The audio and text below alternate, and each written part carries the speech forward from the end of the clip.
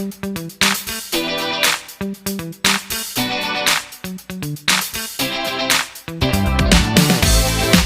Topic सबको लिखिए, तरंगदैर्घ्य के पदों में आइंस्टीन का प्रकाश विद्युत समीकरण। तरंगदैर्घ्य के पदों में आइंस्टीन का प्रकाश विद्युत समीकरण।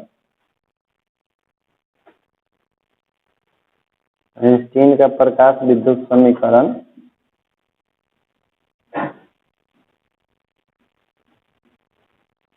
प्रकाश विद्युत समीकरण।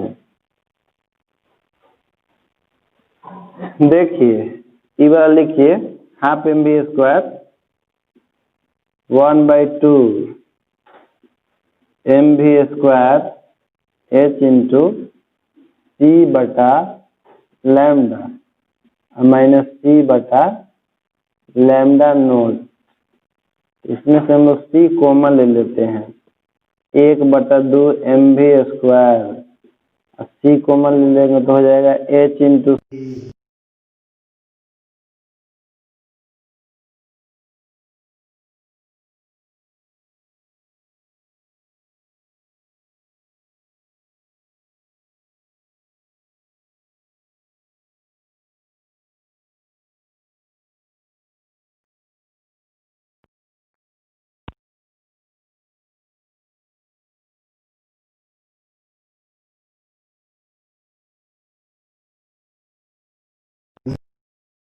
c by lambda. तो वही देखिए, न्यू की जगह पर रख दिए c बाई लैम्डा, यहाँ पर रख दिए c बटा लैम्डा।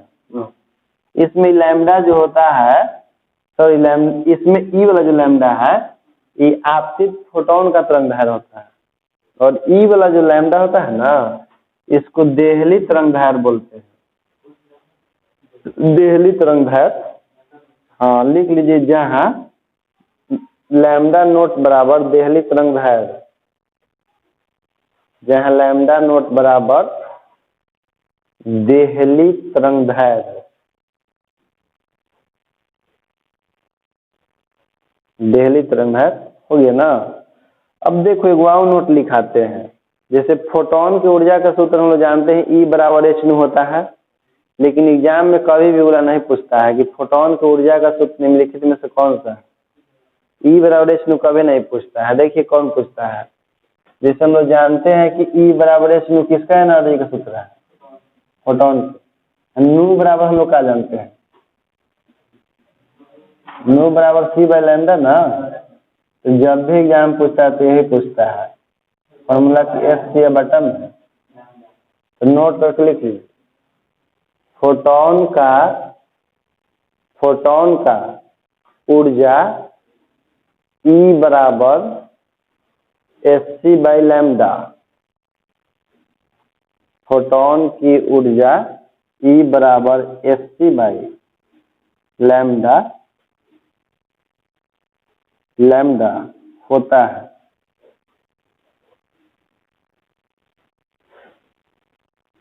चलिए इसके बाद टॉपिक लिखिए, प्रकाश विद्युत सेल। प्रकाश विद्युत सेल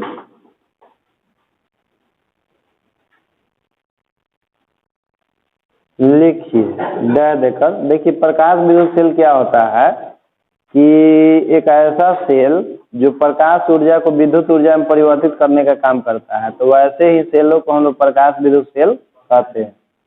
उसमें होता क्या है कि धातु सतह पर प्रकाश पड़ता है ना, तो उससे इलेक्ट्रॉन का उत्सर्जन होता है, और वही इलेक्ट्रॉन किसी से प्रवाहित होगा तो विद्युत धारा की उत्पत्ति होती है। तो विद्युत धारा एक ऊर्जा का रूप है, लेकिन वो इलेक्ट्रॉन के प्रवाह के कारण होता है। वो इलेक्ट्रॉन कैसे निकल रहा है, तो प्रकाश के आपतन के कारण। और किसी धातु सतह पर प्रकाश पड़ने के कारण उसे इलेक्ट्रॉन निकलता है, तो उस घटना को प्रकाश विद्युत प्रभाव कहते हैं। तो लिखिए, तो प्रकाश विद्युत सेल में वैसा सेल जो प्रकाश ऊर्जा को विद्युत ऊर्जा में परिवर्तित करता है, वैसा सेल जो प्रकाश ऊर्जा को विद्युत ऊर्जा में परिवर्तित करता है उसे प्रकाश विद्युत सेल कहते हैं। उसे प्रकाश विद्युत सेल कहते हैं।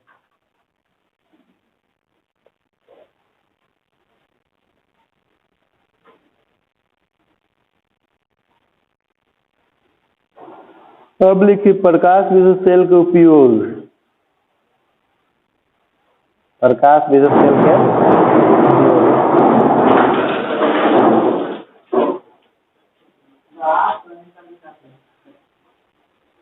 लिखिए पहला नंबर प्रकाश विद्युत सेल के उपयोग में विद्युत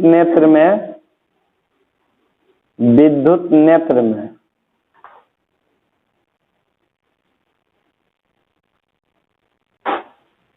दूसरा नंबर लिखिए ध्वनि के उत्पादन में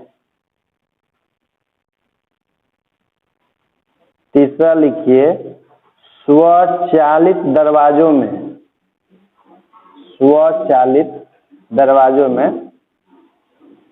जो ऑटोमेटिक डोर होता है ना, जो अपने से खुलता है अपने से बंद होता है, चाहे मेट्रो ट्रेन के भी देखिएगा तो अपने से खुलता है अपने से बंद होता है। चौथा लिखिए टेलीविजन तथा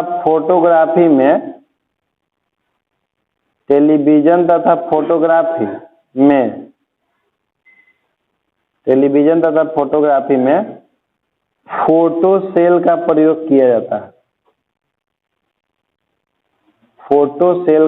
किया जाता है। किया जाता है। पांचवा लिखिए सड़कों पर लगी प्रकाश बत्तियों को स्वचालित करने में प्रकाश बत्तियों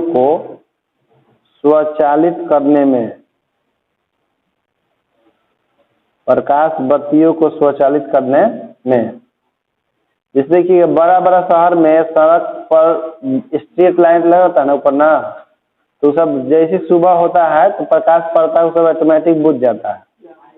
हाँ, जैसे ही प्रकाश पड़ेगा बुझ जाएगा, तो ऑटोमेटिक है, तो उसमें प्रकाश विद्युत सेल का प्रयोग किया जाता है। जैसे ही प्रकाश पड़ना बंद हो जाएगा तो फिर वो अपना जल जाता है। हाँ, अगला लिखिए रूपमापी में इसके द्वारा जिसे रूप भी मापा जाता है कि गोरा है आदमी की काला है, इसके लिए क्या किया जाता है ना कि इसे मान लीजिए कि आपका ये फेस है, तो यहाँ पर जैसे बल्ब लगा रहता है, उससे प्रकाश आएगा आपके फेस पर और फेस से परिवर्तित होकर के प्रकाश विद्युत सेल पर पड़ता है, तो उसमें धारा का प्रवाह होता है। तो प्रवाहित धारा के आधार पर यह पता चलता है कि आप कितना गोरा है या कितना। अब मान लीजिए कोई की स्किन गोरे रहे लेकिन अधिक से अधिक प्रकाश को परिवर्तित नहीं कर रहा है, तो वो काला नजर आएगा, मतलब कि ज्यादा कम धारा प्रवाहित होगा, क्योंकि प्रकाश आता है चेहरा पर और चेहरा से टकरा कर पड़ता है प्रकाश विद्युत सेल पर। तो जो प्रकाश विद्युत सेल पर पड़ेगा उसी के अनुसार उसमें धारा का प्रवाह होगा। तो धारा कम प्रवाहित यदि हुआ है तो समझिए कि आप काला है, यदि धारा अधिक प्रवाह हुआ, जैसे देखता नहीं लड़की उड़की जैसे क्रीम लगा लेती है तो गोरा क्यों नहीं होता है मालूम है? क्योंकि जैसे क्रीम रूम लगाने का मतलब है ना कि स्किन पर वो लेयर बन जाता है, तो वो अधिक से अधिक स्किन पर पड़ने वाले प्रकाश को परावर्तित करता है, और जिस वस्तु से जितने अधिक प्रकाश आता है वो उतने चमकदार दिखाई देता है। तो इसी कारण से क्रीम व्रीम लगाने के बाद चेहरा पे जैसे गोरा नजर आता है या हम लोग हैंडसम लगते हैं। मेन कारण वही है कि जो प्रकाश आता है वो चेहरा पर आपके टकराएगा, आपके चेहरा पर पहले से क्रीम का वो लेयर बना हुआ है, तो कम प्रकाश अवशोषित होगा, अधिक से अधिक प्रकाश प्रवर्तित होगा। तो जितने प्रकाश प्रवर्तित होता है उतने स्किन चिकन नजर आता है। जैसे देखना कोई सांवला भी आदमी रहता है तो नहीं अच्छा लगता है, क्योंकि स्किनवा जैसे पूरा एकदम चिकन रहता है, पूरा चिकना होने के कारण वो अधिक से अधिक प्रकाश को परावर्तित करता है। तो रूपमापी में उसमें डायरेक्ट लिखिए, रूपमापी में लिखिए इसमें किसी मनुष्य के चेहरे से परावर्तित प्रकाश, इसमें किसी मनुष्य के चेहरे से परावर्तित प्रकाश सेल पर पड़ता है, तो चेहरे की त्वचा जितनी काली या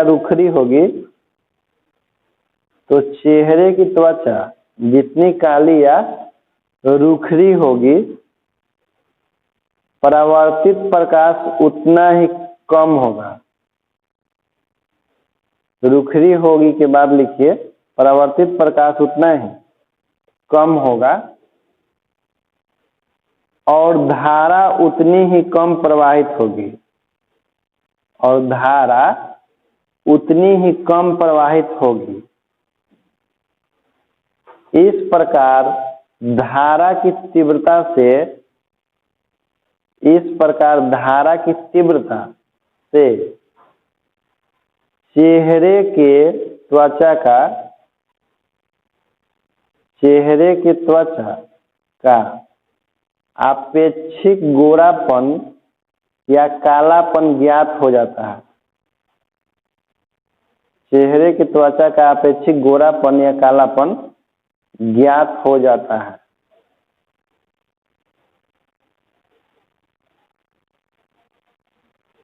ज्ञात हो जाता है। 7वां नंबर लिखिए अब उपयोग इसका। अंतरिक्ष यानों में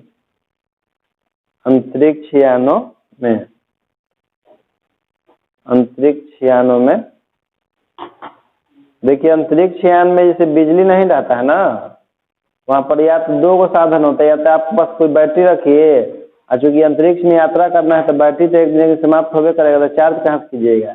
इसलिए सोलर पैनल लगा दिया जाता है, क्योंकि वहाँ प्रकाश तो हमेशा रहता है 24 आवर, प्रकाश उसको पड़ते रहता है। विद्युत धारा की उत्पत्ति, मशीन सब काम कर रहा है।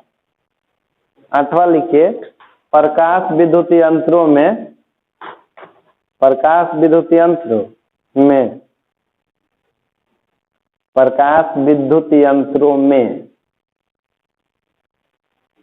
9वां नंबर लिखिए प्रकाश की तीव्रता मापने वाले यंत्रों में। प्रकाश की तीव्रता मापने वाले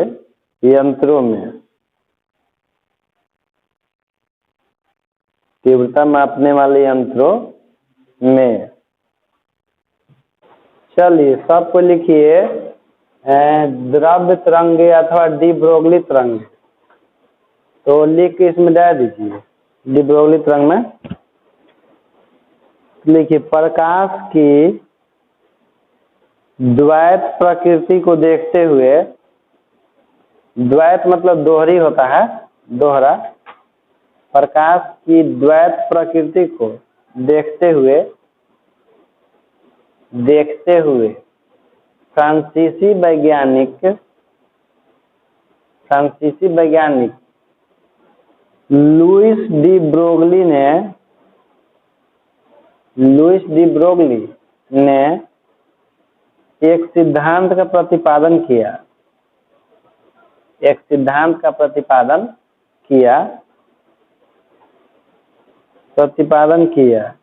सिद्धांत के अनुसार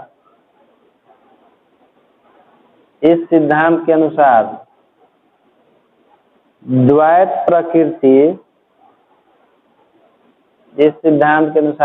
प्रकृति न केवल प्रकाश में होती है बल्कि द्रव्य कणों में भी होती है।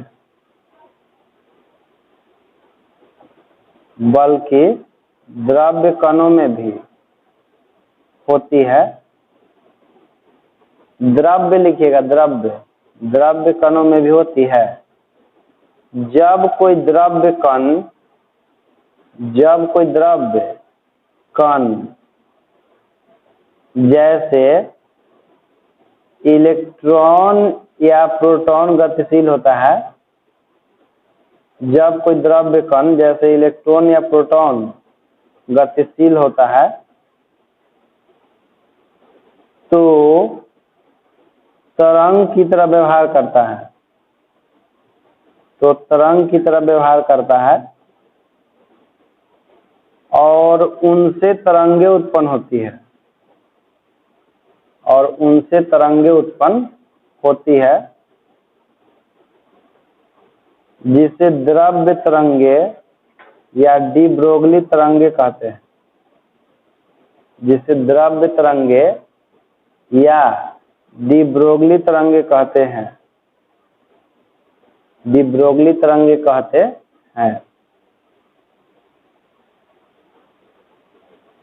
डी ब्रोगली तरंग कहते हैं। देखो समझो, जैसे कि न्यूटन आए थे ना, तो न्यूटन बताए थे कि प्रकाश जो है कण की तरह व्यवहार करता है। प्रकाश किसी माध्यम चलता है तो कण की तरह व्यवहार करता है। और हाइगेंस बोले थे कि प्रकाश जो है तरंग की तरह चलता है। एल्बर्ट आइंस्टीन है तो वो प्रकाश के आधुनिक क्वांटम सिद्धांत दिए। प्रकाश जो है क्वांटम के रूप में चलता है, और वो बताएं कि प्रकाश जैसे तरंग की तरह व्यवहार करता है और कण की तरह व्यवहार करता है। तो जब प्रकाश किसी माध्यम में गमन करता रहता है तो वह तरंग की तरह व्यवहार करता है, लेकिन जब प्रकाश किसी वस्तु से उत्सर्जित होता है या किसी वस्तु में अवशोषित होता है तो वह कण की तरह व्यवहार करता है।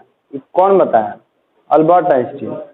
ये बताया कि प्रकाश में भी दो तरह के गुण होता है, कण वाला रूप संचरण करते रहेगा माध्यम में तो उसमें की तरंग की तरह व्यवहार करेगा, और जब किसी वस्तु से उत्सर्जित होगा या किसी वस्तु में अवशोषित होगा तो कण की तरह व्यवहार करेगा। वो कण के नाम है फोटोन। ये हो गया किनका सिद्धांत? अल्बर्ट आइंस्टीन की। इसको हम लोग कहते हैं प्रकाश का आधुनिक क्वांटम सिद्धांत। प्रकाश का आधुनिक क्वांटम सिद्धांत या प्रकाश की दोहरी प्रकृति भी कहा जाता है, या डुअल नेचर ऑफ लाइट, ठीक ना। इसी सिद्धांत को देखते हुए डी ब्रोगली जो अपना वो सिद्धांत प्राप्त दिए कि जिस तरह से प्रकाश में दो तरह के गुण होता है, तरंग वाला, कण वाला, उसी तरह से जब कोई द्रव्य कण बहुत तेजी से गतिशील होता है जैसे इलेक्ट्रॉन प्रोटॉन, तो उस द्रव्य कण भी तरंग की तरह व्यवहार करता है और उससे भी एक प्रकार की तरंग उत्पन्न होती है। तो चूंकि वो तरंग द्रव्य से उत्पन्न हो रहा है या द्रव्य कण के कारण उत्पन्न हो रहा है, इसलिए उस तरंग को द्रव्य तरंग कहते हैं। द्रव्य तरंग मतलब पदार्थ तरंग, पदार्थ से उत्पन्न। और चूंकि इस तरंग के बारे में सबसे पहले डी ब्रोगली बताए थे, इसीलिए उस तरंग का दूसरा नाम कैसे हो गया? डी ब्रोगली तरंग हो गया। इसका एक छोटा परिभाषा लिखिए दूसरे शब्दों में लिखिए। डी ब्रोगली के अनुसार, डी ब्रोगली के अनुसार प्रत्येक गतिशील द्रव्य कणों के साथ, डी ब्रोगली के अनुसार प्रत्येक गतिशील द्रव्य कणों के साथ, द्रव्य कणों के साथ एक तरंग उत्पन्न होती है, एक तरंग उत्पन्न होती है, तरंग उत्पन्न होती है जिसे द्रव्य तरंग अथवा डी ब्रोगली तरंग कहते हैं।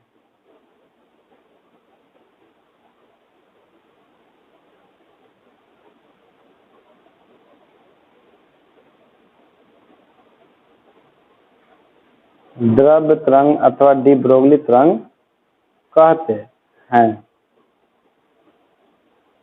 कहते हैं।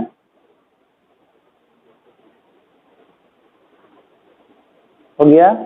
अब देखो डी ब्रोगली जैसे कहा कि यदि द्रव्य जो है तरंग जब गतिशील होता है तो इस तरंग की तरह व्यवहार करता है, तो प्रत्येक तरंग का कुछ ना कुछ तरंगदैर्घ्य होता है, प्रत्येक तरंग का कुछ ना कुछ, तो उसका तरंगदैर्घ्य का फॉर्मूला ज्ञात कीजिए कि द्रव्य तरंग के तरंगदैर्घ्य का फॉर्मूला क्या होगा।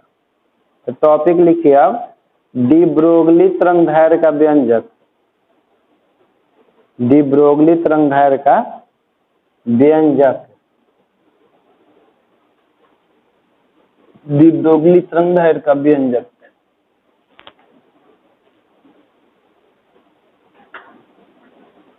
देखिए हम लोग जानते हैं कि प्लैंक के अनुसार फॉर्मूला होता है E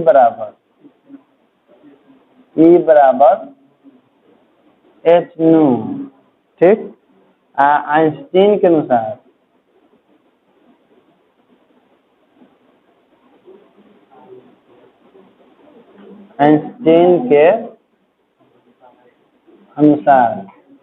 E बराबर mc²। यहाँ पर देखिए, इसको मान लीजिए इक्वेशन 1 है, इसको मान लीजिए इक्वेशन 2।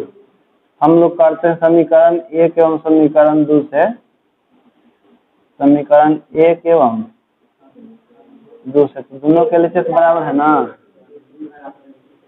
h नू बटा में mc²। नू का वैल्यू कितना होता है? c/λ, तो sc बटा में लैम्डा। आई हो जाएगा आपका एम सी इंटू सी, तो एगो सी से एगो सी, तो एच लैम्डा बटा में एम सी, तो एम सी बराबर एच बाई लैम्डा, इतना नोट कीजिए। इसके बाद सबको लिखिए, यदि यदि m द्रव्यमान का कोई कण, यदि m द्रव्यमान का कोई कण v वेग से गतिशील हो, v वेग से गतिशील हो, v वेग से गतिशील हो, तो उसका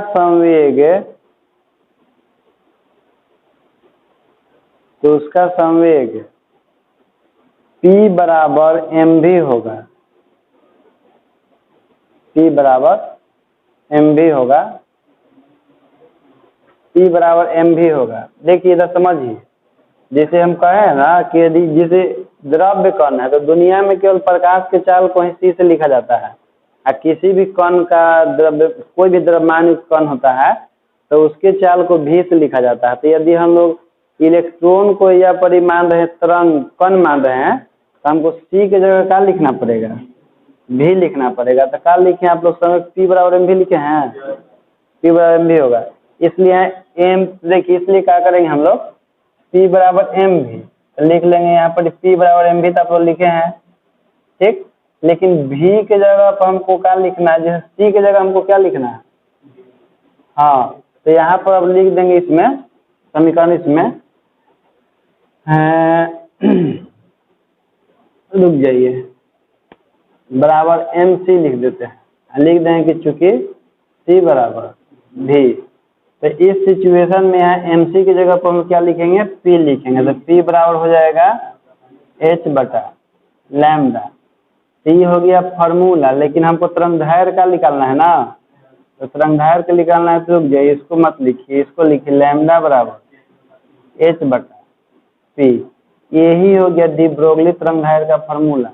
इसको ना ऐसे भी लिखते हैं, P के मनवा कितना लिखना है हम लोग को, mv लिखना है ना, तो इस रूप में भी लिख सकते हैं, दोनों रूप में नोट कर लीजिए यहाँ।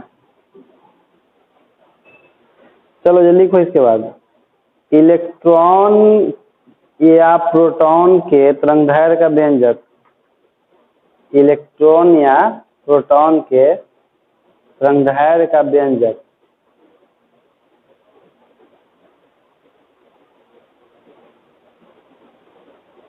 प्रोटॉन के तरंगदैर्घ्य का व्यंजक।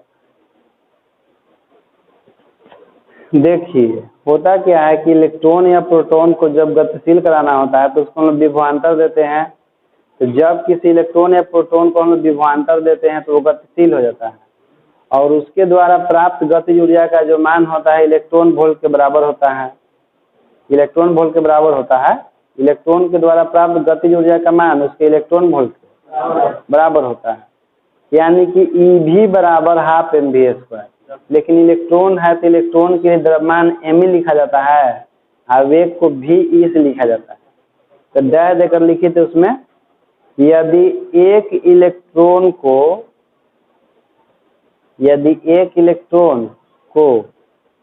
V वोल्ट के विभवांतर द्वारा, यदि एक इलेक्ट्रॉन को V वोल्ट के विभवांतर द्वारा त्वरित किया जाए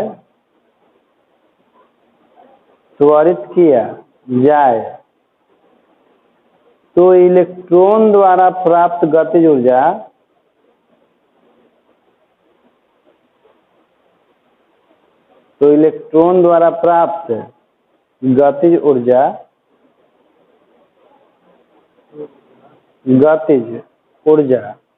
इलेक्ट्रॉन वोल्ट के बराबर होता है, इलेक्ट्रॉन वोल्ट के बराबर होता है।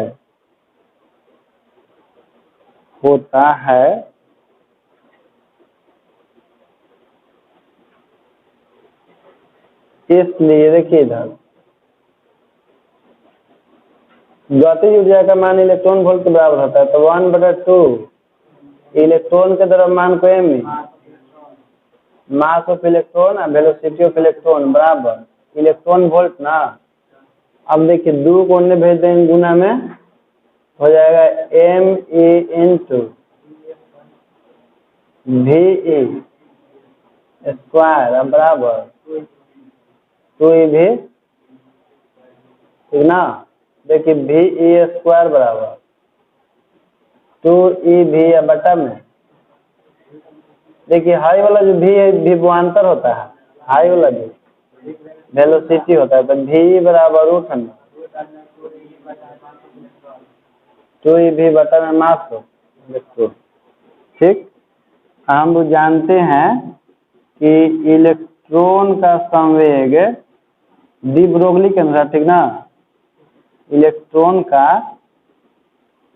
संवेग, इलेक्ट्रॉन का संवेग नहीं तरंगदैर्घ्य लिखते हैं,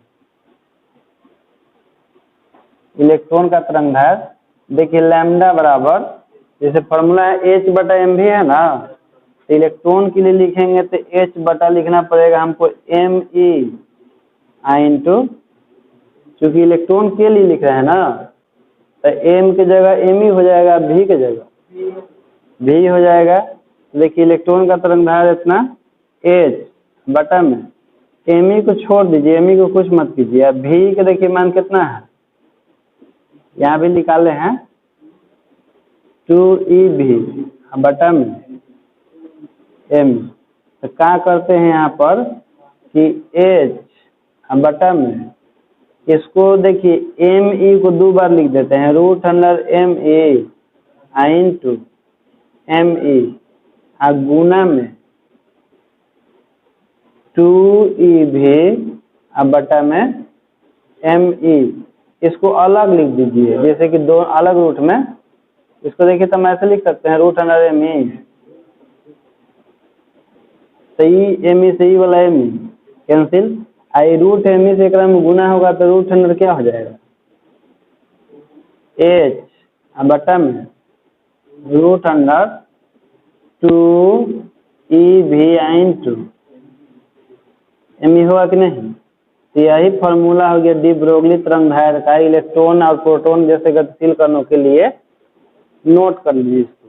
इसके बाद सब कोई नोट लिखिए, इतना लिखने के बाद देखिए नोट है, जैसे देखिए हम लोग जानते हैं कि ME बराबर इलेक्ट्रॉन का द्रव्यमान कितना होता है, 9.1 × 10 के पावर माइनस 1, ME बराबर इतना, E बराबर 1.6 × 10 के पावर माइनस 19 कूलम, H बराबर 6.62 खाली रखना है गुना 10 के power minus 34 joule into second का मान लिख सकते हैं, का मान समीकरण लैम्डा बराबर H बटा √100 2EV ME में रखने पर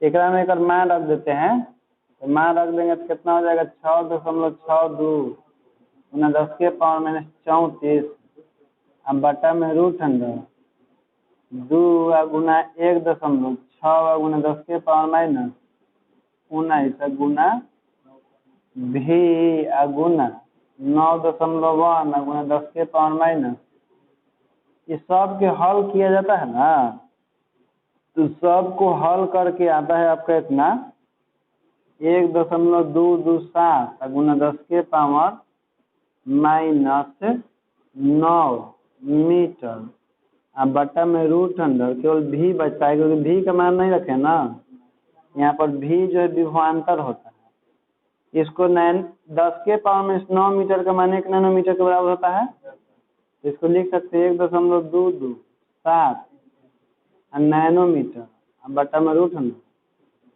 V। तो ये हो गया फार्मूला। देखिए जैसे ही हम लोग इसका विभवांतर बढ़ाएंगे ना इलेक्ट्रॉन का, वैसे वैसे उसका तरंगदैर्घ्य का मान घटते जाता है।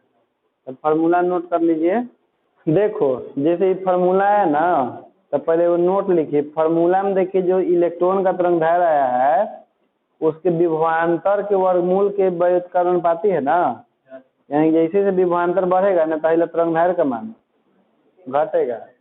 जैसे नोट पर लिखिए कि इलेक्ट्रॉन के तरंगदैर्घ्य का मान, इलेक्ट्रॉन के तरंगदैर्घ्य का मान,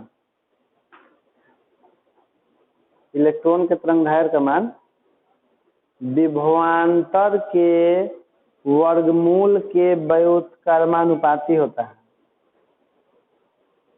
इलेक्ट्रॉन के तरंगदैर्घ्य का मान विभवांतर के वर्गमूल के व्युत्क्रमानुपाती होता है, व्युत्क्रमानुपाती होता है।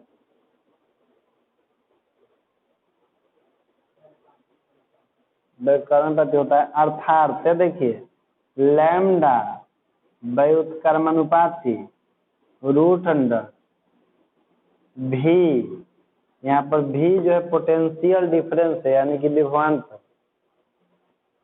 अर्थात लैम्डा समानुपाती 1/√भी। जैसे से लैम्डा बढ़ेगा तो जैसे से विभवांतर बढ़ेगा ना इलेक्ट्रॉन के तरंगदैर्घ्य का मान घटते जाएगा। जैसे क्वेश्चन लिखिए, लिखिए एक इलेक्ट्रॉन को 1 वोल्ट विभवांतर द्वारा त्वरित किया जाता है। एक इलेक्ट्रॉन को 1 वोल्ट विभवांतर द्वारा त्वरित किया जाता है। एक इलेक्ट्रॉन को 1 वोल्ट विभवांतर द्वारा त्वरित किया जाता है तो इलेक्ट्रॉन के तरंगदैर्घ्य का मान ज्ञात करें। एक इलेक्ट्रॉन को 1 वोल्ट विभवांतर द्वारा त्वरित किया जाता है तो इलेक्ट्रॉन के तरंगदैर्घ्य का मान ज्ञात करें, ज्ञात करें। देखिए इसमें कुछ करना है, खाली भी के मान रख देंगे कितना 1, तो भी के मान 1 रखेंगे तो लैम्डा के मान कितना आएगा। देखिए तो भी के मान 1 रखिएगा तो लैम्डा के मान 10 रह जाएगा ना, 1.22 × 10 के पावर -9 मीटर कहिए। अच्छा है नैनोमीटर में 1.22 7 नैनोमीटर बन गया ना। दूसरा क्वेश्चन लिखिए, खाली भी की जगह उसका मान रख देना है कितना 1 वोल्ट ना, 1 के वर्गमूल तो 1 आता है तो आ जाएगा 10 के 10। अगला क्वेश्चन लिखिए, यदि एक इलेक्ट्रॉन को 100 वोल्ट विभवांतर द्वारा त्वरित किया जाता है, यदि एक इलेक्ट्रॉन को 100 वोल्ट विभवांतर द्वारा त्वरित किया जाता है, त्वरित किया जाता है तो इलेक्ट्रॉन से उत्पन्न तरंग का तरंगदैर्घ्य ज्ञात करें। तो इलेक्ट्रॉन से उत्पन्न तरंग का तरंगदैर्घ्य ज्ञात करें। तो इलेक्ट्रॉन से उत्पन्न तरंग का तरंगदैर्घ्य ज्ञात करें।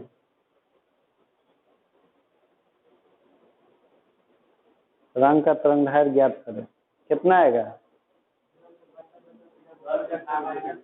अब कम हो जाएगा जी, 10 के पावर में 10 मीटर हो जाएगा। खाली 100 रख दीजिएगा तो 100 का मूल 10 है। अब छोटा ना धीरे धीरे ना, जैसे से विभवांतर बढ़ रहा है तरंगदैर्घ्य क्या होता जा रहा है, तरंगदैर्घ्य छोटा हो रहा है। कहने का मतलब तरंगदैर्घ्य छोटा हो रहा है ना, इसका मतलब है कि इसके 2 श्रृंग व 2 गर्तों के बीच की दूरी क्या हो रहा है, तरंगदैर्घ्य यही होता है ना। 2 श्रृंग के बीच की दूरी को तरंगदैर्घ्य कहते हैं या 2 गर्त के बीच की दूरी को। यानी कि जैसे ही इसका विभवांतर बढ़ाएंगे ना इलेक्ट्रॉन जो है दम नजदीक नजदीक पर कंपन करना दम शुरू कर देगा, दम ऐसे दम, क्योंकि इसका एनर्जी धीरे धीरे बढ़ रहा है ना। और जेकर जितने ज़्यादा एनर्जी रहता है उसका फ्रीक्वेंसी उतने ज़्यादा होते जाता है। इलेक्ट्रॉन का जैसे ही तरंगदैर्घ्य बढ़ेगा तो जैसे तरंगदैर्घ्य घटेगा वैसे वैसे उसकी कंपनों की संख्या बढ़ते जाएगी। कंपनों की संख्या यानी कि फ्रीक्वेंसी बढ़ते जाएगा। चलिए अब आगे लिखिए टॉपिक, लिखिए डी ब्रोगली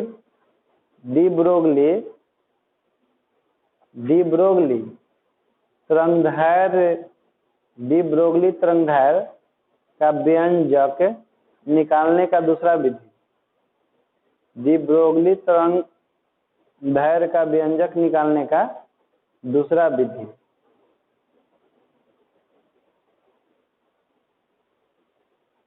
निकालने का दूसरा विधि। जैसे एग्जाम में एगो तो हम लैम्डा बराबर इतना निकलबे किए थे फार्मूला, लैम्डा बराबर एच बटा 2EV इंटू एम। एक और दूसरे रूप में आता है कभी कभी निकालने के लिए, तो उस रूप में भी बता देते हैं। ज्यादातर वही रूप पूछता है, ये रूप नहीं पूछता है। तो चलिए लिख ली, जय देकर लिखिए, चूंकि लैम्डा बराबर एच बटा पी, चूंकि लैम्डा बराबर एच बाई पी, देखिए एच बाई पी और लैम्डा बराबर एच बाई एम भी।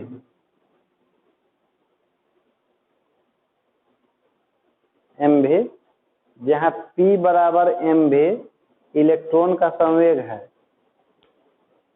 जहाँ पी बराबर एम भी इलेक्ट्रॉन का संवेग है, जहाँ पी बराबर एम भी इलेक्ट्रॉन का संवेग है। हो गया ना। चलिए इसके बाद एक लाइन छोड़ के लिखिए, यदि इलेक्ट्रॉन का गतिज ऊर्जा के हो, यदि इलेक्ट्रॉन का गतिज ऊर्जा के हो,